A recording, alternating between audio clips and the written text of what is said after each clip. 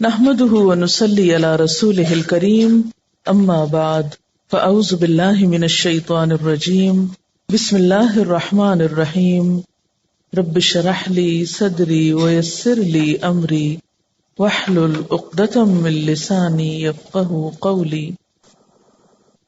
پھر ایک اور بات یہ کہ جہاں اٹکاؤ ہو وہاں صدقہ کریں، یعنی جو صدقہ ہے ہر رکاوٹ کو دور کرنے کا ذریعہ ہوتا ہے، اس سے آپ دیکھیں گے کہ گرہیں کھلیں گی۔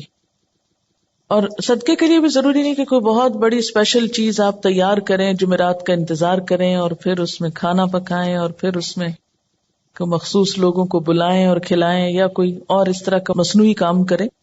اس کے لیے کیا ہے کہ فوری طور پر کسی کے ساتھ کوئی بھلائی کر لیں، اور کوئی نہیں تو جو سامنے سے آ رہا ہے اس کو دیکھ کے مسکرا لیں۔ اسی طرح آگے بڑھ کے سلام کریں۔ ان چھوٹی چھوٹی چیزوں میں دوسروں کی مدد جو ہے یہ سب صدقے کے کام ہے، اور ساتھ یہ ہے کہ پھر اللہ کے راستے میں مال خرچ کرنا، اپنی پسندیدہ چیز دوسرے کو دے دینا، اسی طرح کی چھوٹی چھوٹی چیزیں۔ تو آپ دیکھیں گے کہ وہ اندر کی گرہیں کھلیں گی نا تو باہر کی خود بخود کھلنے لگیں گی اور آپ ریلیکس ہو جائیں گے۔ نماز جو ہے کامیابی کا ذریعہ ہے، اگرچہ مکمل کامیابی آخرت میں ہوگی، لیکن دنیا میں بھی آپ دیکھیں گے کہ آپ کو ہر مشکل کا حل، جیسے نبی صلی اللہ علیہ وسلم کا طریقہ تھا، کیا تھا کہ جب بھی آپ کو کوئی مشکل معاملہ پیش آتا فوراً نماز پڑھتے۔ وہ نماز پر ایک بوجھ نہیں رہے گا۔ بخاری اور مسلم میں ہے، حضور صلی اللہ علیہ وسلم سے پوچھا گیا کہ سب سے زیادہ محبوب عمل اللہ کے نزدیک کیا ہے؟ آپ نے فرمایا نماز کو وقت پر ادا کرنا۔ پوچھا گیا پھر؟ فرمایا ماں باپ سے اچھا سلوک کرنا۔ پوچھا گیا پھر؟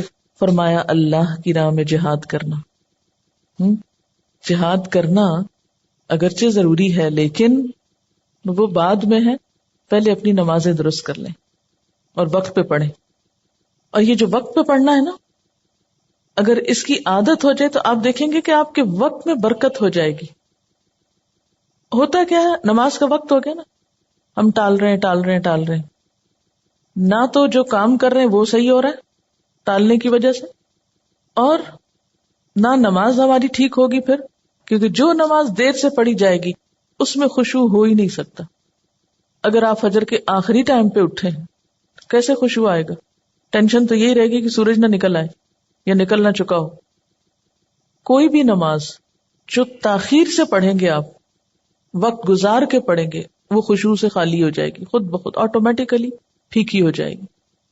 اس لیے کوشش کریں، یعنی اگر آپ خشوع لانا چاہتے ہیں تو پہلی کوشش کہاں سے شروع ہو کہ وقت پر اور اول وقت میں۔ حضرت ابو درداء سے روایت ہے کہ رسول اللہ صلی اللہ علیہ وسلم نے فرمایا سب سے پہلی چیز جو امت سے اٹھ جائے گی یعنی سلب ہو جائے گی وہ خشوع ہے، یہاں تک کہ قوم میں کوئی خاشع نظر نہ آئے گا۔ بہت سے لوگ نماز پڑھیں گے مگر کوئی خاشع نظر نہ آئے گا۔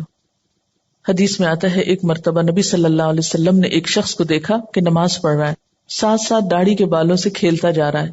اس پر آپ نے فرمایا لو خشع قلبہ خشعت جوارحہ، اگر اس کے دل میں خشوع ہوتا تو اس کے جسم پہ بھی خشوع طاری ہو جاتا۔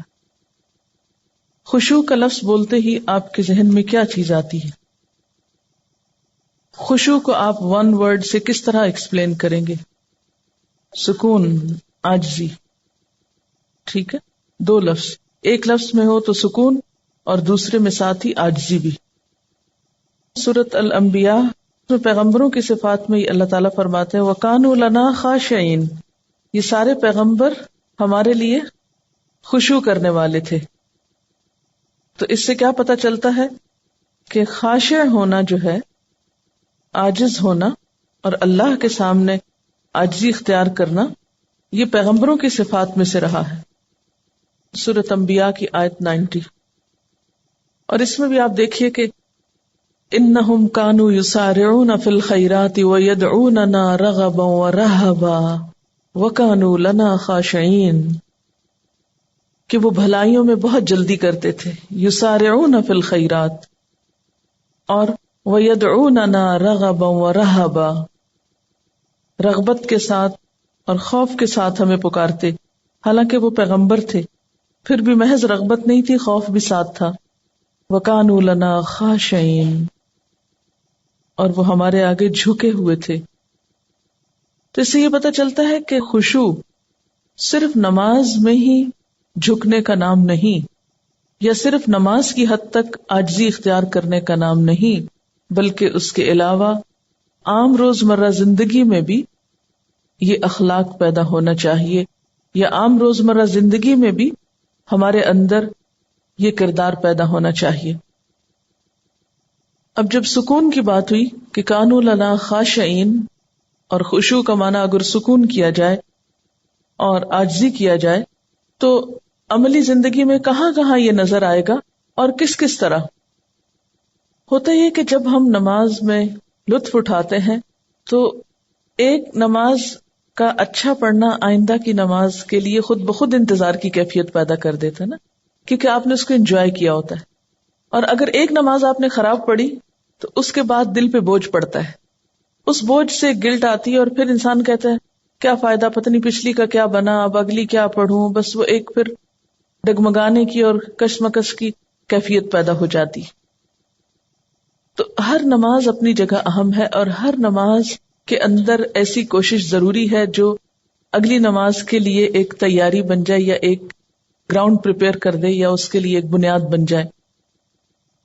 کیونکہ نماز جو ہے یہ ہماری پوری شخصیت کو ریفارم کرتی ہے، اس کی اصلاح کا سبب بنتی ہے۔ نماز کے اندر کی کیفیات باہر پر اثر انداز ہوتی ہیں، ٹھہراؤ آنے لگتا ہے نا۔ کسی اور کا کمنٹ ہے، دو چیزیں اگر ہم خود میں پیدا کر لیں تو دین کے کام میں آسانی ہو جاتی ہے، ہر ماحول میں پرسکون بیٹھ کر دیکھنا، اور ہر عادت اور طبیعت کے لوگوں سے ملنا اور نارمل رہنا۔ یہ ہے وہ تاثیر جو نماز کی خشوع سے آپ کے معاملات پہ پڑتی ہے نا۔ کوشش پر آمادہ رہنا اور صبر کی کیفیت بھی دراصل خشوع سے آتی، کیونکہ نماز بھی تو صبر کا نام ہے نا۔ یعنی آپ نے بولنا نہیں، آپ نے ادھر ادھر نہیں دیکھنا، آپ نے ہلنا نہیں۔ میں تو سمجھتی ہوں کہ ہلنے سے رکنا سب سے بڑا صبر ہے نماز کا، ورنہ باقی جتنی بھی کیفیات آتی ہیں نا ان سب کو ہم ہل جل کے وہ بیلنس کر لیتے ہیں۔ یعنی نیند آئی ہے، اونگ آئی یا اور کوئی بوریت ہوئی یا کچھ، تو وہ ہل کے آگے پیچھے کر کے جھوم جھام کے آنکھیں بند کر کے تھوڑا ریلیکس کر کے، تو وہ جو کیفیت طاری ہونی چاہیے تھی وہ ہونے نہیں دیتے۔ آنکھیں کھول کے جو نماز پڑھنا ہے، اگر اس پر غور کیا جائے تو نماز اصل میں کیا ہے؟ اللہ تعالیٰ سے ملاقات ہے۔ اگر کسی سے ملاقات کے وقت آپ آنکھیں بند کر لیں تو اسے دیکھ کر کیا محسوس ہوگا؟ یعنی آپ ذرا امیجن کریں نا کہ آپ کسی سے مل رہے ہیں اور کوئی شخص آپ کو دیکھ ہی نہیں رہا، یا سر نیچا اس طرح کیا ہوا ہے کہ کوئی اس کے ساتھ آپ کا کانٹیکٹ فیل ہی نہیں ہو رہا۔ تو اسی طرح اگر ہم اللہ تعالیٰ کے آگے کھڑے اور آنکھیں بند کر کے کھڑے، اور آپ یقین کیجئے کہ جو ہی آپ آنکھیں بند کرتے نا تو آپ اپنے خیالوں میں خود بخود کھونے لگتے ہیں۔ وہ ایک ریلیکسیشن کی کیفیت ہوتی ہے نا فوراً۔ حتیٰ کہ میں نے یہ تک تجربہ کیا ہے کہ اگر میں نے سجدے پر نگاہ اگر کانشیسلی نہیں رکھی، ذرا سی نگاہیں پھیری تو یوں لگا جیسے گئے۔ یعنی اگر غور سے سجدے کی جگہ کو فالو کیا جائے تو اس کا ایفیکٹ اور ہے، اور اگر ذرا سی بھی نگاہیں جیسے ہوتی ہیں نا کہ فوکس نہیں رہتی اور آپ ادھر ادھر ذرا سے ان کو ڈھیلا کر دیتے ہیں تو اس سے بھی ایک دم یوں لگتا ہے شیطان نے اچک کے لے لیا اپنا حصہ، فوراً خیال بھٹکنے لگتا ہے۔ یعنی آنکھیں بند کر کے اگر آپ اپنی پوزیشن پہ بھی غور کریں، ابھی تجربہ کر کے دیکھ لیں تو آپ دیکھیں گے کہ آپ اپنے بارے میں بھی لاسٹ ہو جائیں گے کہ آپ کی پوزیشن کیا ہے۔ تو کسی سے ملاقات کے وقت آنکھیں بند کر لینا یہ ملاقات کے ادب کے خلاف ہے۔ تو اللہ تعالیٰ کے سامنے جب انسان کھڑا ہو تو ایک اچھے حال میں کھڑا ہو۔ انسان کے اندر جب بے سکونی ہوتی ہے تو انسان پھر سکون لغویات میں تلاش کرتا ہے، پھر وہ لغو کی طرف مائل ہوتا ہے۔ لیکن جب اپنی ذات کے اندر ٹھہراؤ آ جاتا ہے، سکون آ جاتا ہے، تو پھر کیا ہوتا ہے؟ انسان کو ایسی چیزوں سے دلچسپی نہیں ہوتی، اس کا اس میں پھر دل ہی نہیں لگتا۔ نماز میں جب آپ سجدے کی جگہ پر دیکھتے ہیں تو اس میں آپ کی جو اپنی پوزیشن ہے وہ بھی بہت بیلنسڈ ہو جاتی ہے۔ نہ تو آپ بہت زیادہ سر جھکا بیٹھتے ہیں، نہ آپ سر زیادہ اٹھا سکتے ہیں، یعنی بالکل ایک صحیح اینگل پہ آپ جا کے ادب اور احترام کے ساتھ کھڑے ہوتے ہیں۔ اصل میں نماز میں ایک طرح سے آپ کی ایکسرسائز ہو رہی ہوتی ہے نا، سکون سے کام کرنے کی بھی، کیونکہ موجودہ دور کی جو زندگی ہے اس میں ہر طرف حرکت ہی حرکت ہے، شور ہی شور ہے، ہنگامہ ہے۔ آج کے دور کی زندگی ایک فاسٹ لائف ہے نا، ایک ہنگامہ خیز زندگی. اس میں شعوری سکون حاصل کرنے کے یا شعوری سکون کی کیفیت طاری کرنے کے موقع بہت کم آتے ہیں. ایک ہوتا ہے نا کہ نیچرلی آپ کو ایک انوائرنمنٹ مل جائے پیسفل. نماز بھی آپ پڑھتے ہیں تو آپ کو محنت لگتی ہے سکون طاری کرنے کی، اپنے اندر ایک خاموشی اور ایک ٹھہراؤ پیدا کرنے کی. تو جب نماز کے اندر آپ کنسنٹریشن اختیار کرتے ہیں یا کنسنٹریشن لانے کی پریکٹس کرتے ہیں تو اس سے آپ کی زندگی میں جو دوسرے کام ہیں ان میں بھی آپ کو کنسنٹریٹ کرنے کا بہتر موقع ملتا ہے. یعنی ایک کنسنٹریشن ایکسرسائز بھی ہے یہ. بہت سے طالب علم کیا یہ سوال نہیں کرتے کہ ہم پڑھتے ہیں لیکن ہمارے خیالات ہی ادھر ادھر بھٹکتے رہتے ہیں؟ اس لیے کہ ہمیں بچپن سے ایسی کوئی ایکسرسائز کرائی ہی نہیں گئی. اس خشوع کا اثر ہمارے باہمی قریبی تعلقات پر بھی پڑنا چاہیے. قریبی رشتہ داروں، دوستوں، ملنے جلنے والوں سے معاملہ کرتے وقت ہمارے اندر عاجزی، انکساری، سکون اور خشوع کا مظاہرہ ہونا چاہیے. جب انسان قرآن پڑھنے لگتا ہے یا دین کی طرف آتا ہے تو لازمی طور پر دل میں ایک ہلچل پیدا ہوتی. جیسے پانی کے اندر آپ ایک پتھر پھینکتے ہیں تو اس سے ایک شور اٹھتا ہے، پھر آہستہ آہستہ وہ پتھر نیچے اترتا ہے، تہہ میں جا کے بیٹھتا ہے، پھر وہ جم جاتا ہے وہاں، پھر اس پر کائی آنے لگتی ہے، پھر اگر کوئی اس پہ پاؤں رکھے وہ تو پھسل سکتا ہے لیکن وہ اپنی جگہ سے نہیں ہلتا. تو بالکل اسی طرح ہمارے اندر بھی ایک ایسا سکون اور ایک ایسی کیفیت آنی چاہیے کہ ہم کسی کی بات کے جواب میں کسی کے ساتھ معاملہ کرتے وقت ایسا نیگیٹو ریئیکشن شو نہ کریں کہ دین کی ایک بدترین مثال پیش کریں. یعنی اس خشوع کا اثر زندگی پر پڑنا چاہیے نا. نماز میں کیا ہوتا ہے؟ دل میں اللہ کی یاد ہے، زبان پہ اللہ کا ذکر ہے اور ایک ٹھہراؤ ہے. تو بالکل اسی طرح نماز کے بعد بھی، سلام پھیرنے کے بعد جب ہم زندگی کے عام معاملات اختیار کرتے ہیں تو اس میں بھی ہمارے دل میں اللہ کی یاد ہونی چاہیے، خاموش لمحات میں اس کا ذکر ہونا چاہیے، اور اس کے علاوہ ہمارے پوری شخصیت کے اوپر ایک ٹھہراؤ نظر آنا چاہیے. یعنی یہ سکون ہمارے چہروں پر، ہماری چال میں، ہمارے معاملات میں، ہماری ہر چیز میں محسوس ہونا چاہیے. تب ہم اسلام کے صحیح نمائندے ہوں گے. پیس، یعنی ایک اپنے آپ کو ٹیسٹ کرنے کا مقام بھی ہے یہاں پر. افلاح اور فلاح میں کامیابی دنیا اور آخرت دونوں کی ہے. تو دنیاوی اعتبار سے کامیابی کا مطلب یہ نہیں ہے کہ ہم دنیاوی اعتبار سے کسی بہت بڑے سٹیٹس کے حامل ہو جائیں. اصل کامیاب انسان وہ ہے کہ جس کے اپنے اندر سکون اور جس کی زندگی میں ایک خاص قسم کا وقار ہے. وہ کہیں پر بھی ہے، من پسند حالات میں ہے یا ناپسندیدہ حالات میں ہے، لیکن وہ ٹھہرا ہوا ہے. طوفان آ رہا ہے، آندھی آ رہی، کچھ آ رہا ہے، وہ ٹھہرا ہوا ہے، وہ پرسکون ہے، اس میں ایک جماؤ ہے. یہ ہے دراصل کامیابی. یعنی آخرت کی کامیابی تو کل پتہ چلے گی، لیکن آج اپنے آپ کو ٹیسٹ کر کے دیکھیں کہ کیا یہ کیفیت پیدا ہو رہی ہے. اس میں پھر آپ دیکھیں گے اس کا اثر آپ کی گفتگو پر بھی پڑے گا، آپ کے معاملات پہ پڑے گا، لین دین پہ پڑے گا، حتیٰ کہ لسننگ کی ہیبٹ جو ہے اس پر بھی پڑے گا کہ ہم سکون سے سنیں گے. ورنہ کیا ہوتا ہے، آدھی بات سنتے ہیں اور آدھی بات سننے سے پہلے ہی جواب بھی شروع کر دیتے ہیں، اور یہاں سے معاملات میں گڑبڑ اور جھگڑے شروع ہو جاتے ہیں، اور سنانے والے کو چپ کرانا پڑتا ہے کہ ایک دفعہ سنو. تو اس سے پتہ چلتا ہے نا کہ شخصیت میں گہرائی پیدا ہوتی، شیلونس ختم ہوتی.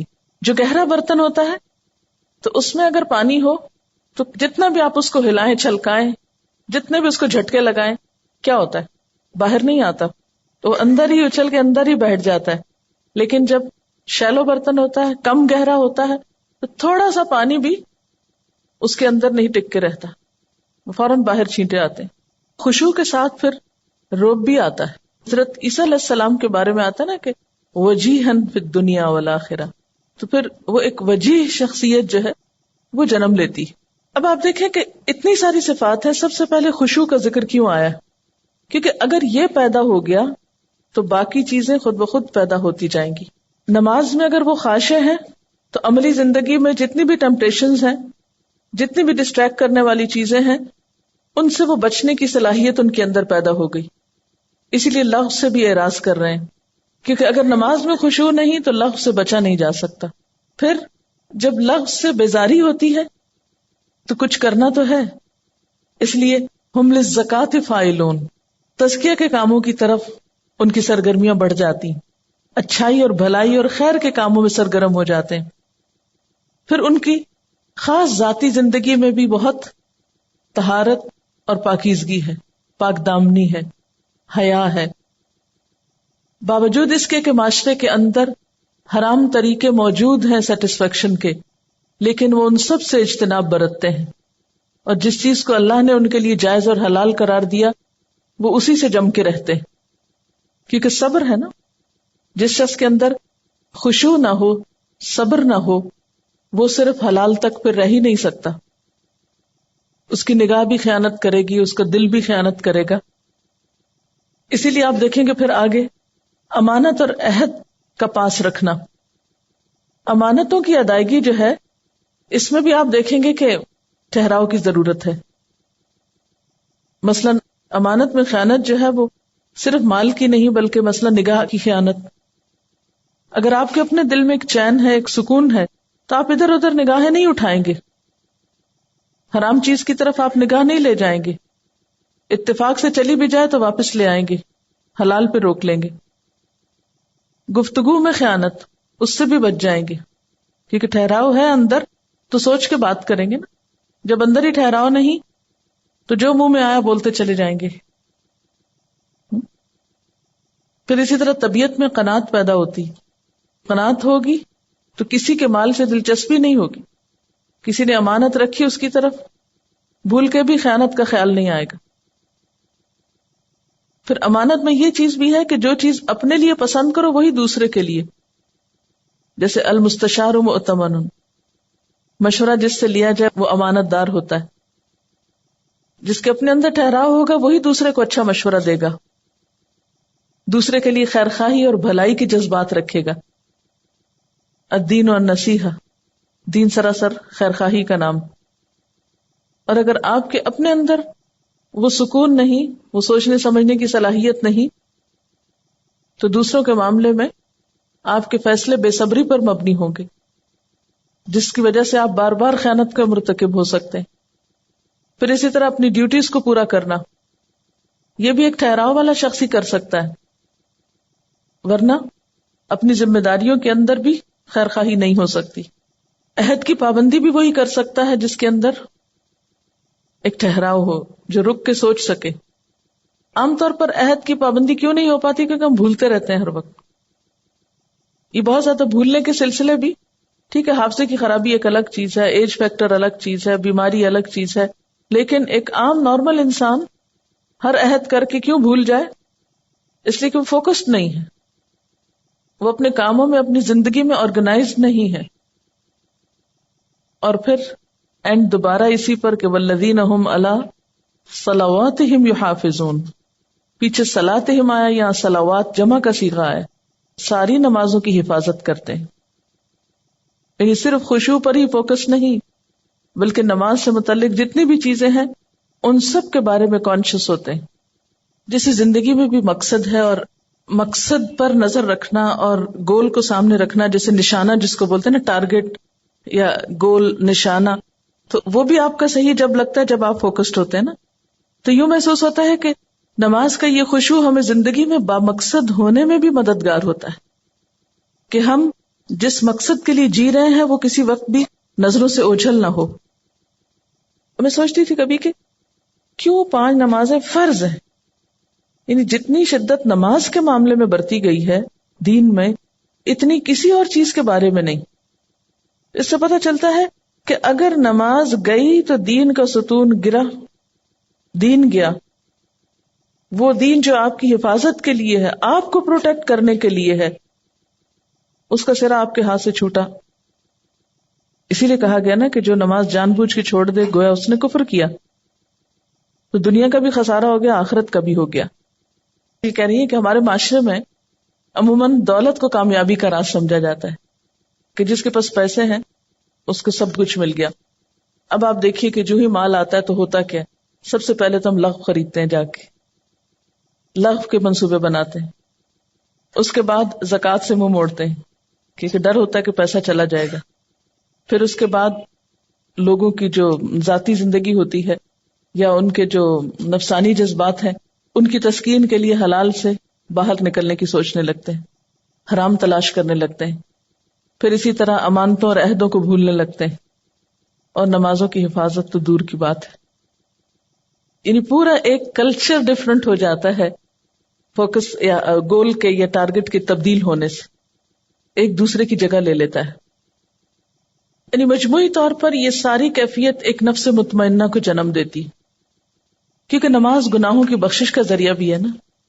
بعض اوقات آپ بھول چوک کے غلطی کر جاتے ہیں، یا انسان ہونے کے ناطے آپ سے بھول چوک ہو جاتی، اس کا بھی ضمیر پہ ایک بوجھ پڑتا ہے. پھر آپ نماز میں آ جاتے ہیں، پھر روتے دھوتے ہیں، پھر معافی مانگتے ہیں، پھر مدد مانگتے ہیں. وَاسْتَعِینُوا بِالصَّبْرِ وَالصَّلَاةِ، جب وہ مدد آتی ہے تو پھر آپ دوبارہ اپنی اس اصل پوزیشن پہ آ جاتے ہیں. اور اس طرح زندگی میں وہ ایک کھینچا تانی کا جو امتحان ہے، کبھی ادھر کبھی ادھر، اس کو سنبھالتے سنبھالتے آپ دنیا سے رخصت ہوتے ہیں نفس مطمئنہ کی حالت میں. کہتے ہیں نا کہ ہر روز اپنا جائزہ لینا چاہیے. وہ جائزہ ہر روز صرف ایک دفعہ نہیں، دن میں کئی دفعہ لیا کرے کہ میرے دل کا حال کیا ہے. تکلیف آنے پر، خوشی ملنے پر، ہر حال میں پرکھتے رہا کریں دل کا حال کیا ہے. اب ذرا سا دوسری طرح سے بات کر لیتے ہیں. ایک طرف جہاد ہے اور دوسری طرف خشوع ہے. یہ دونوں ایک دوسرے کے اپوزٹ نہیں ہیں. خشوع کا یہ مطلب نہیں کہ آپ سست پڑ جائیں. خشوع ایکٹیو ہوں گے تو آپ کو خشوع نصیب ہوگا. کیا نماز میں ایک جگہ پر کنسنٹریٹ کرنا اور ہلنے سے پرہیز کرنا، کیا بذات خود یہ ایک جہاد نہیں؟ جہاد ہے. پھر جہاد کا معنی کیا ہے؟ Constant struggle, utmost struggle. تو آپ کی کوششوں میں کنسسٹنسی، آپ کی کوششوں میں استقامت، استقرار کب آ سکتا ہے؟ جب آپ فوکسڈ ہوتے ہیں. اگر آپ کا ذہن ہی منتشر ہے، آپ کو کسی پل چین ہی نہیں، تو بڑے سے بڑا جہاد کریں، آپ کیا کریں گے؟ کچھ بھی نہیں کر پائیں گے. حدیث میں کیا آتا ہے کہ سب سے پہلے جس چیز کو لوگ ضائع کریں گے یا جو چیز میری امت میں ضائع ہوگی وہ نماز ہے. اور اس کے بعد ساری چیزوں کا یوں لگتا ہے نا کہ اصل چیز کی سٹرنگ کٹ گئی تو ہر چیز بے ربط ہو گئی، بے موقع ہو گئی. جب نماز نہ رہی، نمازوں کو ضائع کیا گیا یا ان کی حفاظت نہیں کی گئی یا ان کے اندر خشوع نہیں رہا، تو نتیجہ کیا ہوا؟ افراد اور امت اپنے مقصد سے ہٹ گئے، انفوکسڈ ہو گئے. وہ چیز جو ان کی زندگی میں ایک روح پیدا کرنے والی تھی، جس کی وجہ سے وہ جہاد یا کوشش کی روح زندہ تھی، ختم ہو گئی. کسی نے پھر قبلہ دولت کو بنا لیا، کسی نے ملک فتح کرنے کو، کسی نے کوئی اور جنگ لڑنے کو. تو جب اللہ کی یاد ہی نہ رہی، باقی وہی سامنے نہ رہا، تو پھر تو قبلے مختلف ہو گئے. پھر اختلافات اور جھگڑے اور فساد اور انا پرستی اور بہت سی چیزوں نے جنم لیا. جیسے جہاد کا بھی پہلا سٹیپ یا پہلا درجہ اپنی ذات ہے، اور اپنی ذات کا جہاد کیا ہے؟ نفس امارہ کو کنٹرول کرنا. نماز بہترین طریقہ ہے نفس امارہ کو کنٹرول کرنے کا، اگر صحیح طریقے پہ پڑھی جا رہی. نفس امارہ کی خواہشات میں کیا کچھ آتا ہے، ان سب چیزوں سے پرہیز ضروری ہے نماز کے اندر. تو وہ ایک مسلسل ٹریننگ ہے آپ کی. دیکھیں کہ ایک مومن کی ٹرو پکچر سامنے آتی ہے. اس کے اندر تو خشوع ہے لیکن باہر ایکٹیو ہے. باہر وہ مجاہد نظر آتا ہے اور اندر سے ٹھہرا ہوا ہے. اندر سے آپ گڑے ہوئے ہوں گے، ٹھہرے ہوئے ہوں گے تو ہی باہر آپ کام کر سکیں گے. اگر اندر بھی ہل جل ہے تو باہر سستی آ جائے گی. یہ اندر کا سکون اور باہر کی ایکٹیویٹی ایک بیلنس قائم کرتی ہے شخصیت میں. اگر اپوزٹ ہو جائے تو نقصان، اور اگر دونوں میں سکون آ جائے تو نقصان. یعنی ایک پرفیکٹ پرسنالٹی کیا ہے؟ اندر سکون ہے، باہر کام ہے، باہر ایکشن ہے. اگر باہر سکون آ جائے اور اندر بے چینی ہو، جو عام طور پر ڈپریشنز میں ہوتا ہے کہ اندر آپ کھول رہے ہیں اور باہر سے بیکار بیٹھے ہیں یا گولیاں کھا کے سوئے ہوئے ہیں یا نم ہیں، تو وہ تو زندگی نہیں. یا اگر دونوں ہی ایکٹیو ہیں، اندر بھی ہلچل ہے باہر بھی ہلچل ہے، تو بھی آپ ایک متوازن پرسنالٹی نہیں ہے. تو ساری آپشنز کو آپ دیکھیے. تو بہترین آپشن کیا ہے؟ اندر خشوع اور باہر کام، حق کا جہادی ہی. اور ایک اچھا مشورہ یہ ہے کہ اگر آپ ان آیتوں کو زبانی یاد کر لیں.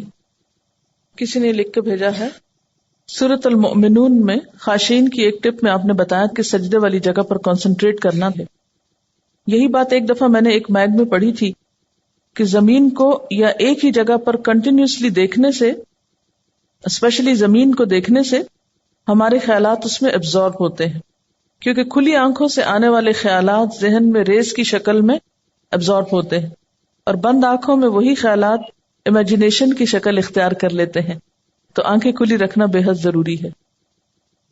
یعنی بعض لوگ کہتے ہیں نا کہ آنکھیں بند کر کے زیادہ ہمیں خشوع ہوتا ہے، وہ امیجنیشن میں انسان چلا جاتا ہے، اور کھلی آنکھوں سے جب آپ کنسنٹریٹ کرتے ہیں تو اس میں خشوع زیادہ پیدا ہو سکتا ہے. حقائق سے آنکھیں بند تو نہیں کر سکتے نا آپ، حقائق کو کھلی آنکھوں سے سامنے رکھتے ہوئے آپ فوکس کریں خود کو. اور آپ دیکھیے کہ احسان کی کیفیت بھی جبھی آ سکتی ہے کہ ان تعبد اللہ کأنک تراہ، کہ تم اللہ کی عبادت ایسے کرو گویا تم اس کو دیکھ رہے ہو. ہاں؟ آنکھیں بند کر کے تو نہیں دیکھ رہے ہو نا. فإن لم تکن تراہ فإنہ یراک. بہت سے لوگ اندھیرے میں نماز پڑھتے ہیں کہ خشوع زیادہ ہوتا ہے. بالکل اندھیرے میں نماز پڑھنا بھی منع ہے، پتہ ہے آپ کو؟ بالکل اندھیرے میں نماز نہیں پڑھی جا سکتی. اچھا دیکھیے کہ خشوع پیدا کرنے کے کچھ تو آرٹیفیشل طریقے ہیں، خود ساختہ ہے، جو درست نہیں ہے. وہ وقتی طور پر تو ہو سکتا ہے آپ کو بہت خوشنما یا بھلے معلوم ہو، اور کچھ وہ طریقے ہیں جو سنت سے ثابت ہیں. تو آخری بات یہ ہے کہ ظاہری خشوع جب آتا ہے جب دل میں خشوع، دل اللہ کے آگے جھکا ہوا. اور اگر دل دنیا کی یادوں میں اور دنیا کے قصوں میں مشغول ہو تو پھر خشوع نہیں آ سکتا. اسی لیے فوراً بعد کیا فرمایا؟ والذین هم عن اللغو معرضون. اور وہ لوگ جو لغو سے اعراض برتتے ہیں، لغو سے منہ موڑتے ہیں. لغو کیا چیز ہے؟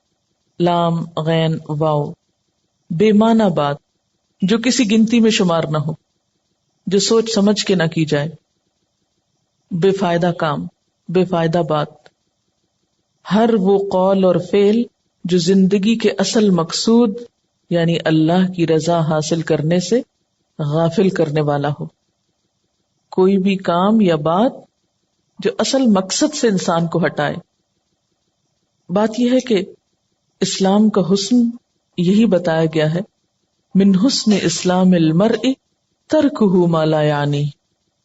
انسان کے اسلام کا حسن یہ ہے کہ ان باتوں کو چھوڑ دے جس سے اس کا کوئی مطلب نہیں، یعنی جو بے فائدہ ہیں، فضول ہیں. سچا ایمان انسان کے اندر ایک ایسی تڑپ پیدا کر دیتا ہے کہ انسان کی گفتگو، اس کے رویے، اس کی ہر چیز میں تبدیلی آتی، اس کے اندر ایک خاص قسم کی سنجیدگی آتی.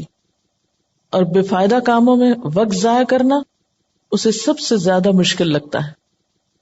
جیسے بے مقصد لوگوں کو کوئی مفید کام کرنا مشکل لگتا ہے، کوئی سنجیدہ کام مشکل لگتا ہے، اسی طرح سچے مومنوں کو بیکار کام کرنے بہت مشکل لگتے ہیں، وقت ضائع کرنا بہت مشکل لگتا ہے. وآخر دعوانا ان الحمد للہ رب العالمین. سبحانک اللہم وبحمدک نشہد ان لا الہ الا انت نستغفرک ونتوب الیک. السلام علیکم ورحمۃ اللہ وبرکاتہ.